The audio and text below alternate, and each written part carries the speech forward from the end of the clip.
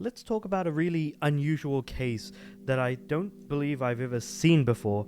Hollow Knight Silksong is a game that has been so revered, so respected throughout the entirety of the gaming medium that even though it's been cracked, pirates are urging people to still buy Silksong. And when I say urging, I mean like the biggest pirating subreddits in all of Reddit are saying buy this game, support it. Because the thing is that the game is actually so cheap that pirating it feels like something that shouldn't even really be something that people are thinking about.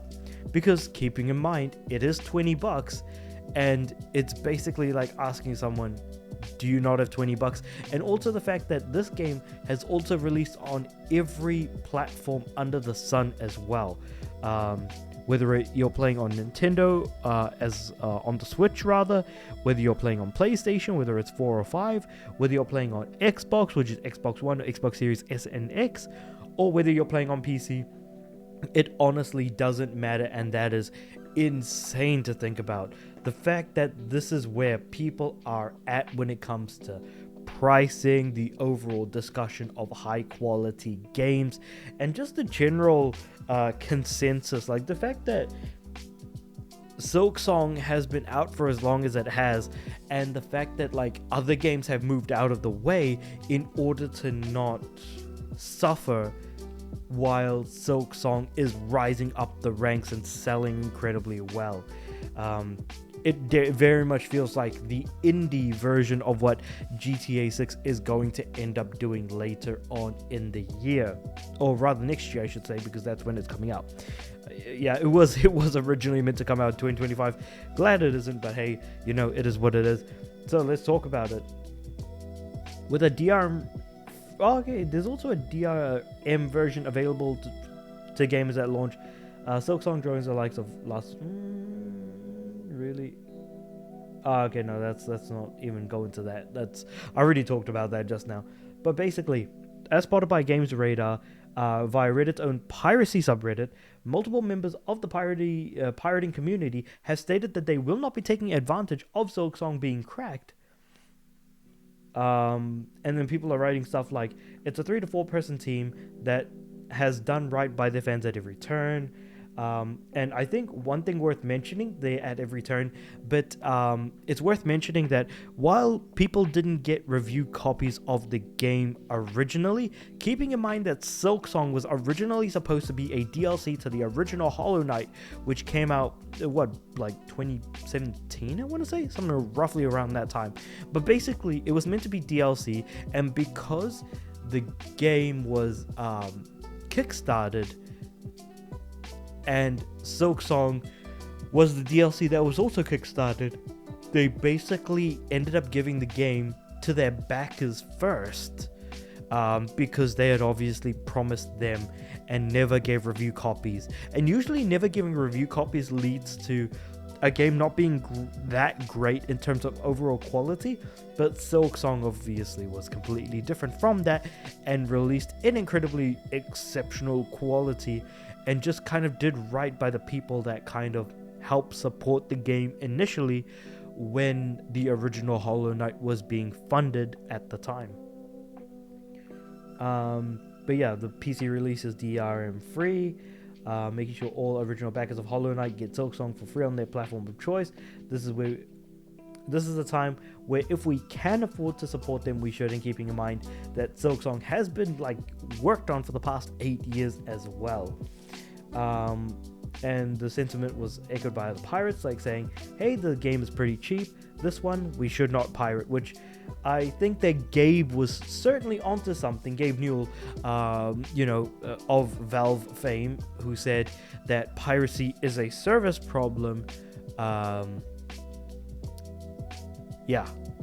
He said that piracy is a service problem, and I do definitely agree with that. If a game is too expensive, that's part of the service. If a game is too buggy, that's part of the service. You are not just providing a product to people that you've created, serving it up to them on a platter, but also whatever post-launch support you have, whatever changes are being made to the game during the period in time in which the development is happening. Each and everything that you're doing with the game is basically either a service to the customer or a disservice, and more often than not, everything feels so much like a disservice that when something like Silksong happens, it's just crazy to think that everyone is feeling incredibly positively about the game. And honestly, like, I can't blame them, if I'm being completely honest. And of course, as one user noted, Silksong is in a particularly rare territory when it comes to piracy, because many pirates came to not care about price, game status, or title. Doesn't matter when it comes to choosing whether to pirate a game or not.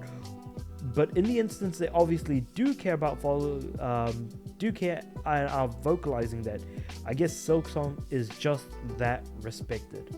Of course, considering that Silksong managed to crack over 500,000 players in its first few hours of Steam alone, it's not like Team Cherry will be running out of cash anytime soon. Still, it's a rather interesting sight to see a game being urged to purchase, and that honestly is the craziest thing I think I've ever seen. And honestly, I gotta give Team Cherry a massive round of applause, and I feel like a lot of people should as well. They deserve it, without a shadow of a doubt, and I don't know what else to say. But yeah, I saw this, I read this, and I was like, man, like, not only do I need to make a video about this, but I also need to like slowly break down like the mental gymnastics that I have to sit through to be like how this game even got to this place and this position to begin with, and how absolutely respectable that is, how insane in such a good way that is. But with all of that being said though, I'm interested in hearing what you guys have to say about this. What do you guys think about the situation? Do you think that a lot of people are just huffing up and puffing massive amounts of smoke and pretending to care or not?